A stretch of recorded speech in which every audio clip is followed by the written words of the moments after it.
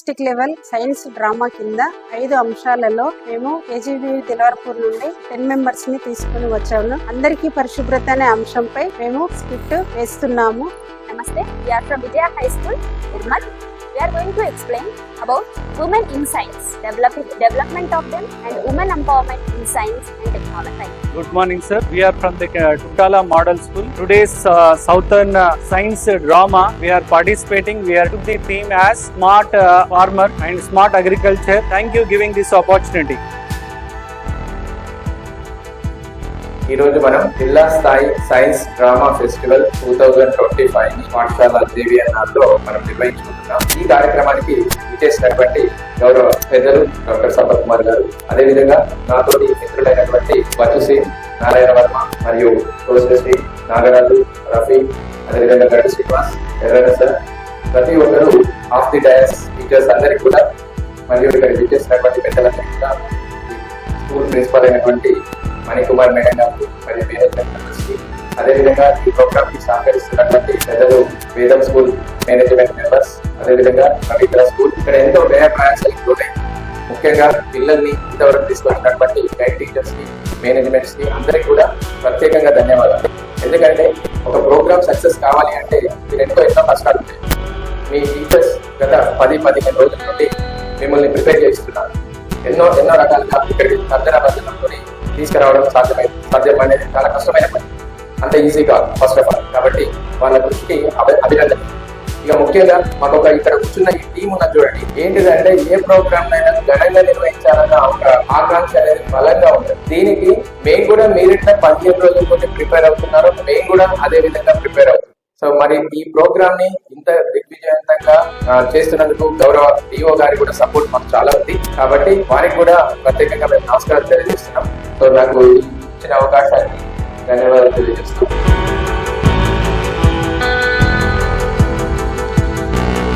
నాటకం ప్రదర్శించబోతున్నాము.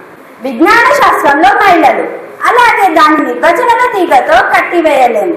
సృష్టికి మూలం స్త్రీ. ఈ సైన్స్ డ్రామా ద్వారా సైన్స్ రంగంలో మహిళలు చేసిన మరపురాని సహకారాన్ని చూపించడానికి మరియు సామాజిక అడ్డంకులను అధిగమించి సామాజిక బాధ్యతలను నెరవేర్చడం ద్వారా వారు ఒక గుర్తింపును సృష్టించుకోవడమే కాకుండా భవిష్యత్తుకు ప్రేరణ కూడా మారారని నిరూపించడానికి ఇది ఒక చిన్న ప్రయత్నం. సైన్స్ రంగంలో మహిళల అపూర్వమైన సహకారాన్ని చూద్దాం.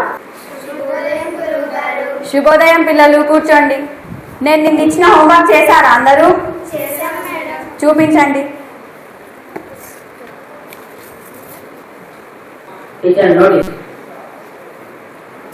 పిల్లలు, మన స్కూల్ మేనేజ్మెంట్ తరపు నుండి ఒక నోటీస్ వచ్చింది. కాదు పిల్లలు, మీలో ఎవరైనా గొప్ప శాస్త్రవేత్త అవ్వాలనుకుంటున్నారా?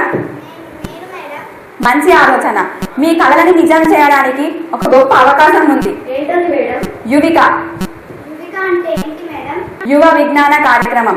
ఈ కార్యక్రమాన్ని ఇస్రో వాళ్ళు నిర్వహిస్తారు. ఇందులో ఎంపికైన వారికి ఇస్రో 2 వారాల పాటు శిక్షణ కల్పిస్తుంది. దీనికి సంబంధించిన ఖర్చు మొత్తం ఇస్రో సంస్థనే భరిస్తుంది. మీకు ఇది ఒక గొప్ప అవకాశం. ఈ అవకాశాన్ని మీరు తప్పక ఉపయోగించుకోవాలి.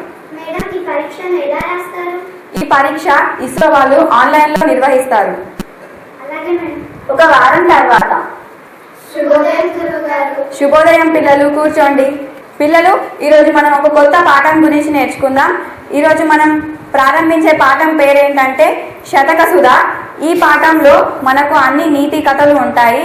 పద్యాలు మనకు ఇందులోని పద్యాలు అన్ని. పిల్లలు, ఇప్పుడే అందిన వార్త ఏంటంటే మొన్న జరిగిన యువిక పరీక్షలో మన స్కూల్ తరపు నుండి హస్మిత నువ్వు ఎంపిక అయ్యావు. అవును, కంగ్రాచులేషన్స్. ఈ పరీక్షలో నువ్వు ఎంపిక అయ్యావు కాబట్టి ఈ పరీక్ష నిర్వహించిన ఇస్రో దగ్గరికి నువ్వు 2 వారాల పాటు శిక్షణకు వెళ్ళాలి.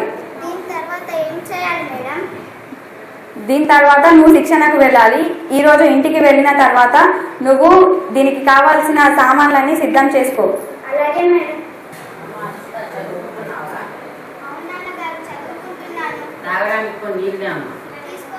ఆ రోజు సాయంత్రం ఇంటి దగ్గర వంట అయింది. అందరం కలిసి భోజనం చేద్దాం. హస్మిత అన్నం తినడానికి వస్తున్నానమ్మా.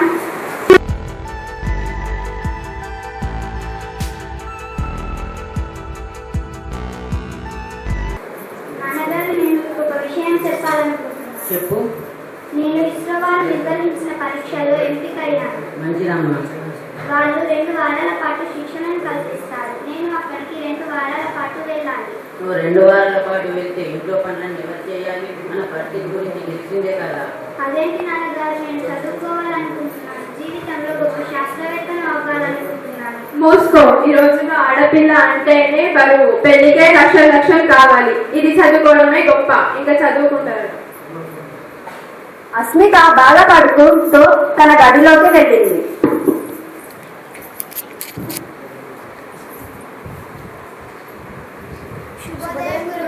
శుభోదయం పిల్లలు, కూర్చోండి. హస్మిత, నువ్వు శిక్షణకు వెళ్ళడానికి అన్ని సిద్ధం చేసుకున్నావా? లేదు మేడం, నేను శిక్షణకు వెళ్ళడం లేదు. ఎందుకు? మా అమ్మ నాన్న నన్ను శిక్షణకు పంపించడానికి ఒప్పుకోవట్లేదు. మా ఆర్థిక పరిస్థితి ఏమీ బాగోలేదు. అందుకని నేను శిక్షణకు వెళ్ళడానికి మా అమ్మ నాన్న ఒప్పుకోవట్లేదు. నువ్వేం దిగులు పడకు. ఈరోజు నేను వచ్చి మీ అమ్మా నాన్నలతో మాట్లాడతాను. అలాగే మేడం. ఆ రోజు సాయంత్రం ఇంటి వద్ద హస్మిత, నేను హస్మిత వాళ్ళ టీచర్ని. ఏంటి మేడం ఇలా వచ్చారు? రండి రండి, కూర్చోండి. నీళ్ళు తీసుకోండి.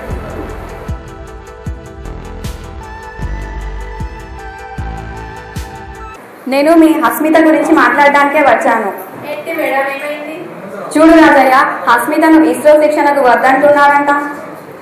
అవును టీచర్. ఎందుకు? ఎంత చదివినా చివరికి ఆడపిల్లలు పెళ్లి చేయాల్సిందే కదా. కాలం మారుతుంది. కాలంతో పాటు మీరు కూడా మారాలి. హస్మిత చాలా ప్రతిభావంతురాలు. ఆమె ఉన్నత స్థాయికి వెళ్తుందన్న నమ్మకం నాకుంది. పెద్ద పెద్ద మాటలు అందరూ చెప్తారు. మా వంశంలో ఇంత పెద్దగా చదువుకొని ఉద్యోగాలు చేసిన వాళ్ళు ఎవరు లేరు. మా దగ్గర అంతగానం ఆర్థిక స్తోమత కూడా లేదు. మీరన్నది సరైనది కాదు. ఈ కాలంలో మహిళలు అన్ని రంగాలలో ముందున్నారు. ఏ రంగంలో కూడా ఆడపిల్లలు వెనుకబడి లేరు. ఇలాంటి చిన్న కుటుంబం నుండి వచ్చి ఎందరో మహిళలు గొప్ప శాస్త్రవేత్తలు, డాక్టర్లు, ఇంజనీర్లు అయిన వాళ్ళు కూడా ఉన్నారు. అందులో ఒకరు మేరీ క్యూరీ. నేను ఇప్పుడు తన గురించి చెప్తాను, వినండి. తను మాన్య 1867 పోలాండ్ లో జన్మించింది. ఆ సమయంలో రష్యన్ పాలన ఉంది. తను చిన్నప్పటి నుంచి చాలా ప్రతిభావంతురాలు. ఆమె తండ్రి ఒక సైన్స్ టీచర్. వాళ్ళు ఇంట్లోనే ఆవిష్కరణ చేస్తూ ఉండేవారు. అతని శాస్త్రీయ పరికరాలను చూసిన తర్వాత ఎప్పుడు మాన్య అవి అర్థం చేసుకోవడానికి ప్రయత్నించేది.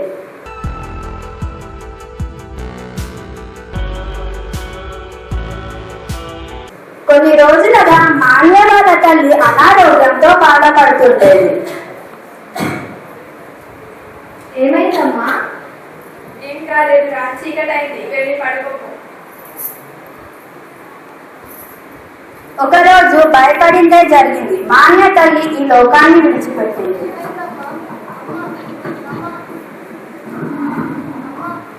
అమ్మా, నన్ను చూడవా?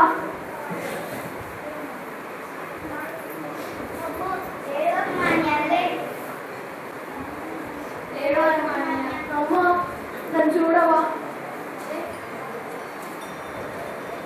ఆ విధంగా మాన్య బాల్యం తల్లి ప్రేమ లేకుండానే గడిచిపోయింది. మన ఉద్దేశాలు బలంగా ఉన్నప్పుడు మనం చదువుకోకుండా ఎవ్వరూ ఆపలేరు. మాన్య కష్టపడుతూనే తన పాఠశాల విద్యను పూర్తి చేసింది. ఆ సమయంలో పోలాండ్లోని అమ్మాయిలు కళాశాలకు వెళ్ళడం నిషేధించబడింది. కొన్ని కళాశాలలు ప్రభుత్వానికి తెలియకుండా అనుమతి ఉండేది. అప్పుడు మాన్య తన స్నేహితురాలితో చెబుతుంది, మాన్య, ఏం చేస్తున్నావు? చదువుకుంటున్నాను. నువ్వు చదువుకొని ఏం లాభం? మనకు చదువుకునే అవకాశమే లేదు కదా. మనం ఎన్ని రోజులు ఇలా దాచుకుంటూ చదువుకోవాలి? ప్రపంచంలో మహిళలు కూడా ఏ రంగాల్లోనైనా తక్కువ కాదని చూపించాలి. మంచి ఆలోచన మాన్య. ఆ తరువాత పని చేసుకుంటానే ప్యారిస్ కి వెళ్ళింది మాన్య. ఒకరోజు వారి కష్టానికి తగిన ఫలితం దక్కుతుంది. మాన్య ఎంఎస్సీ ఫిజిక్స్ లో బంగారు పథకాన్ని సాధించింది.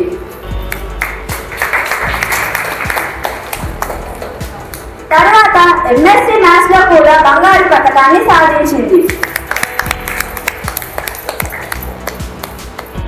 దాని తర్వాత మాన్య కెమిస్ట్రీలో 1803లో రేడియో ధార్మికతపై డైరెక్టరేట్ మహిళగా నిలిచింది.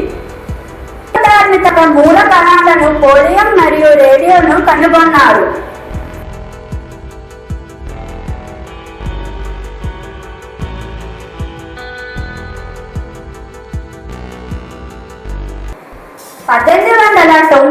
లో తన పెళ్లి ఫ్రాన్స్ యొక్క శాస్త్రవేత్త మైరీ క్యూరీతో అవుతుంది. ఆ తర్వాత ఆమె పేరు మేడం క్యూరీగా మారుతుంది. ఆమెకి 1903లో ఫిజిక్స్ లో మొదటి నోబెల్ బహుమతి అందుకున్నది.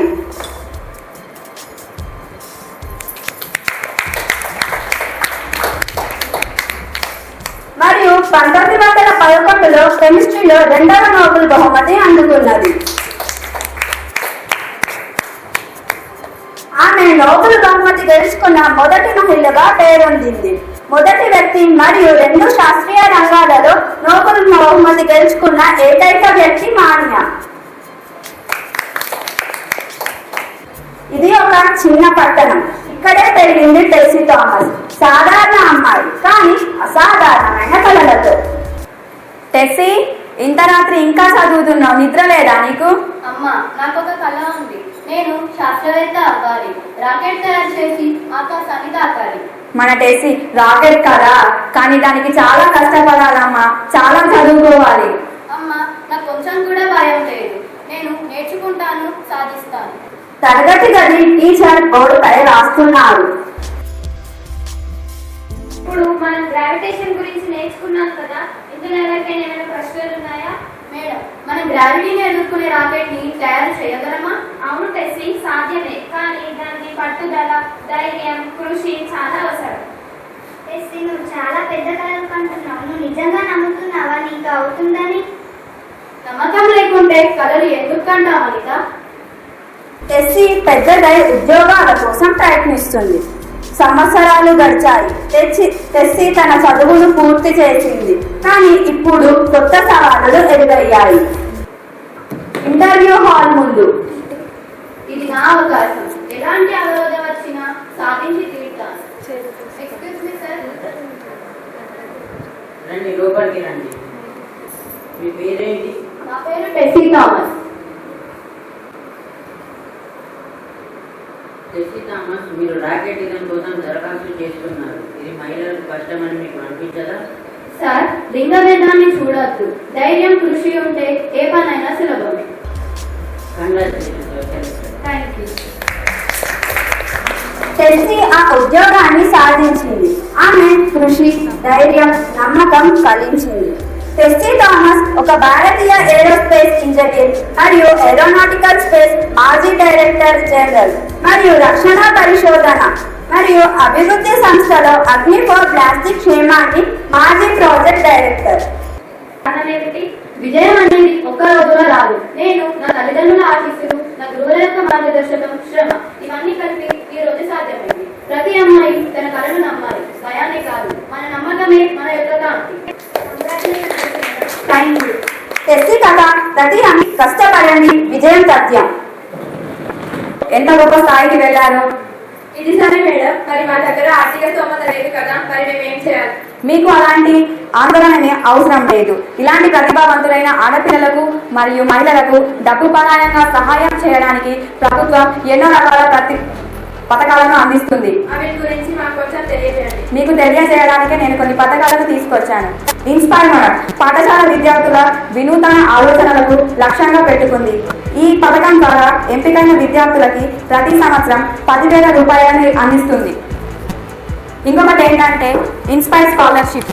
బ్యాచిలర్ మరియు మాస్టర్ డిగ్రీ అభ్యసించే విద్యార్థులకు సంవత్సరానికి 80,000 దాకా అందిస్తుంది. కిరణ్ పథకం డిగ్రీ పూర్తయిన వారికి 50,000 దాకా స్కాలర్షిప్ అందిస్తుంది. ఇంకొకటి విజ్ఞాన్ జ్యోతి పథకం. ఈ పథకం ద్వారా 12, 11 తరగతులలో చదువుకునే ప్రతిభావంతులైన బాలికలకు నెలకి 2,000 రూపాయలను అందిస్తుంది. ఇవే కాకుండా ఇంకా ఇలాంటి ఎన్నెన్నో పథకాలను ప్రభుత్వం మనకి అందిస్తుంది. మహిళలు ఒక విజ్ఞాన శాస్త్రంలోనే కాకుండా డిఫెన్స్ లో కూడా ముందుంటున్నారు. ఉదాహరణ operation Sindoor, colonel Sofiya Qureshi, wing commander Vyomika Singh. ఇలా ప్రతి ఒక్క క్షేత్రంలో మహిళలు ముందుంటున్నారు. ఇవన్నీ ఉన్నాయా? మాకు తెలియదు మేడం. మేము ఇన్ని రోజులు ఇంత అంధకారంలో జీవించాం, మా కళ్ళు తెప్పించారు. ఇలాగే మా నాటి చదువుకొని తల్లిదండ్రులకు ఇలా సమాచారాన్ని తెలియజేయండి. ధన్యవాదాలు.